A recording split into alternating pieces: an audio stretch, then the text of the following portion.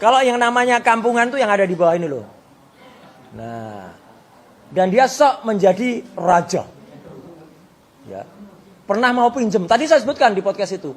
Pernah mau pinjem baju dari raja beneran. Untungnya nggak dikasih. Dan kemudian dia pinjem baju, untungnya salah bajunya. Ya. Jadi dia pakai baju raja bengis namanya Amangkurat. Teman-teman dari media, baik media mainstream maupun teman-teman YouTuber dan berbagai channel yang ada ya.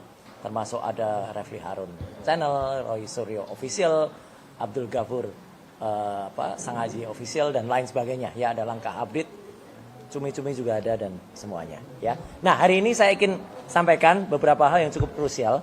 Yang pertama adalah kemarin beredar ya sebuah tangkapan layar dari salah seorang lawyer yang intinya kalau dirasakan itu agak melakukan intimidasi. Sekali lagi.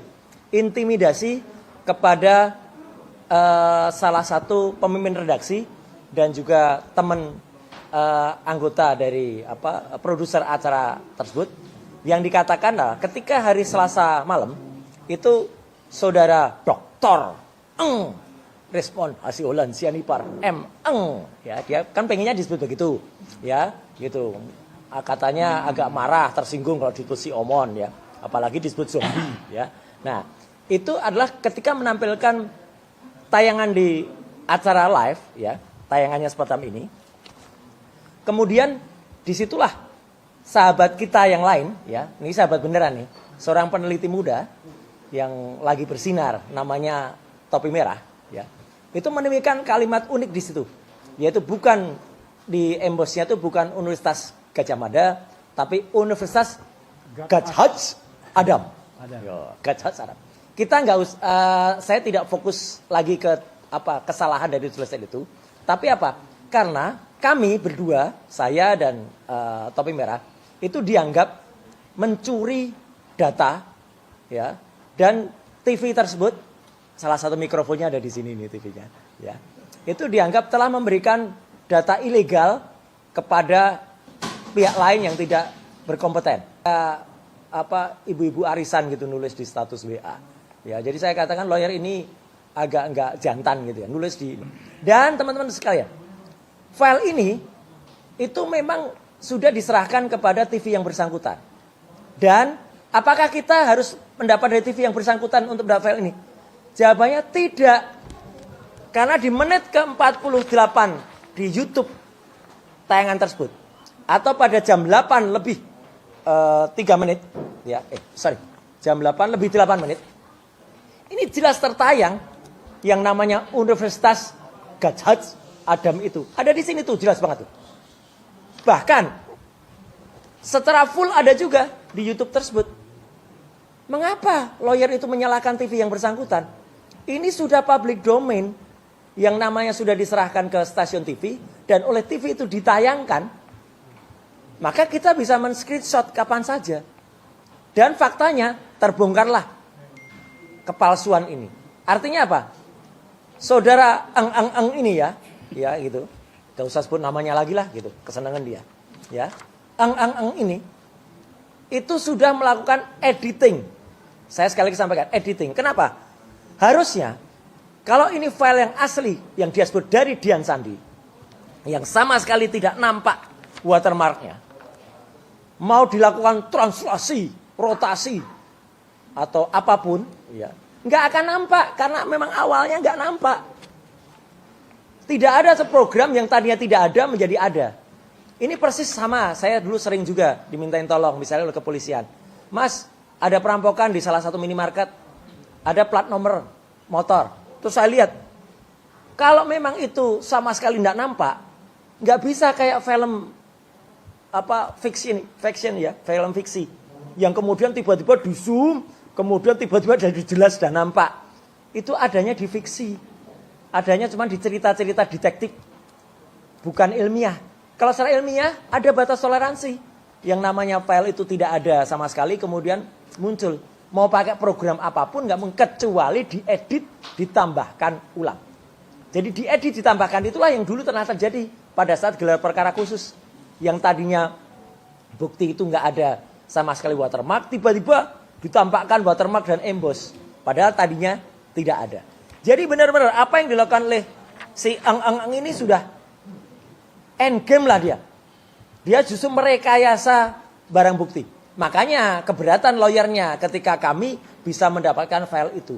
Dan jelas seperti tadi berulang kali dikatakan oleh Mas Refli, ya, Dr. Refli dan juga teman-teman semua, itu yang dia langgar pasal 32 Undang-Undang ITE dan utamanya pasal 35. Membuat sesuatu yang palsu tadi ini menjadi seolah-olah otentik. Lihat baca pasal 35 itu. Setiap orang dilarang dengan sengaja atau melawan hukum melakukan manipulasi penciptaan perubahan dokumen elektronik dengan tujuan agar informasi elektronik bla bla bla bla dianggap seolah-olah data yang otentik. Eng sudah melakukan manipulasi. Bahkan itulah yang diancam dengan hukuman maksimal 12 tahun penjara. Ya.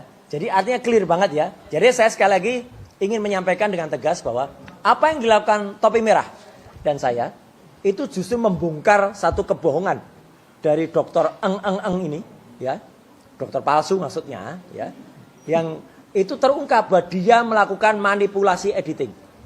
Gambar yang tadinya tidak ada, kemudian ditambahkan, baru muncul.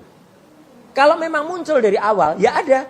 Kalau memang itu ada, memang akan. Tapi kalau itu tidak ada, ya tidak ada.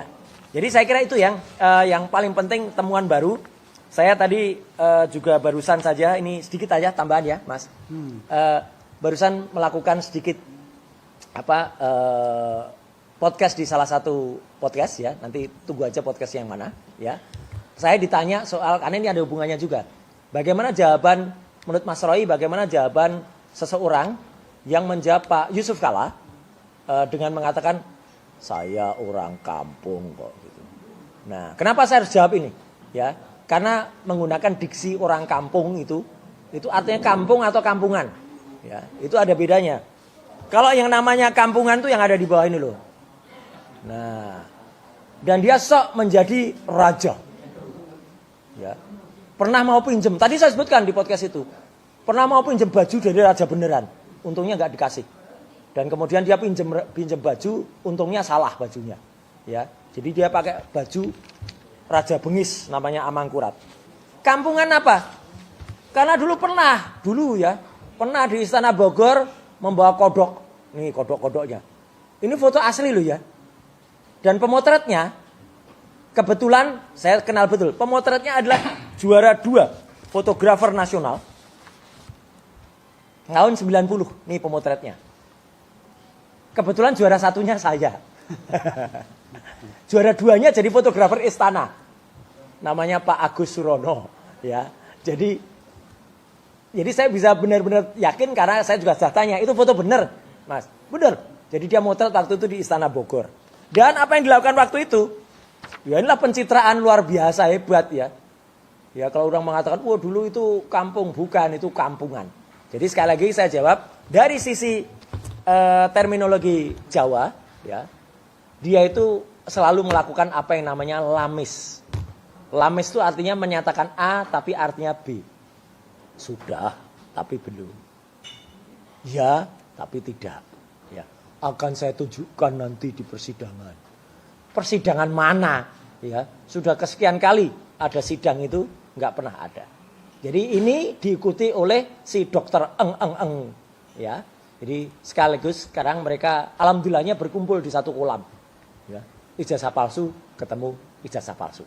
Dan kita sekaligus saya tadi tanya, kalau gitu namanya itu raja? Enggak. Kalau raja Jawa itu enggak akan menyengsarakan rakyatnya. Raja yang menyengsarakan rakyatnya itu bukan raja, Mas Refli. Tapi raja Jawa palsu. Kaos ini pernah saya pakai di sidang CLS di Solo. Ya. Nah ini raja Jawa palsu membuat rakyat Indonesia jadi tengkorak. Dan ini sesuai dengan statement dari mantan Dubes Polandia. Kalau memang ijazahnya itu benar, memang kalau dia tetap jahat. Karena sudah membuat semua rakyat ya, sebagian besar rakyat Indonesia itu kemudian menjadi direpotkan dengan kelakuannya.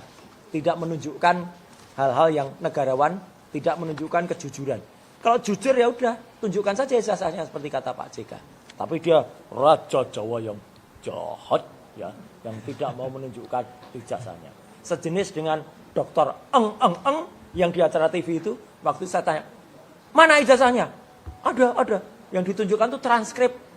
Anak kecil aja tahu bedanya transkrip sama ijazah, mohon. Ya, transkrip kok disebut ijazah. Tanya, tapi punya kan ijazahnya? Ada, kata. Kan ditanya Aiman, ada ijazahnya? Ada. Tapi ketinggalan di balige. Ijazah kok ketinggalan di balige ya. Kemana-mana harusnya dibawa gitu ya. Jadi itu tambahan saya Mas Rawi. Jadi update-nya apa yang Topi Merah temukan dan yang saya temukan tentang Universitas Gadjah Adam itu bukan satu-satunya yang penting. Yang penting adalah Dr. Eng telah melakukan manipulasi data terhadap barang bukti.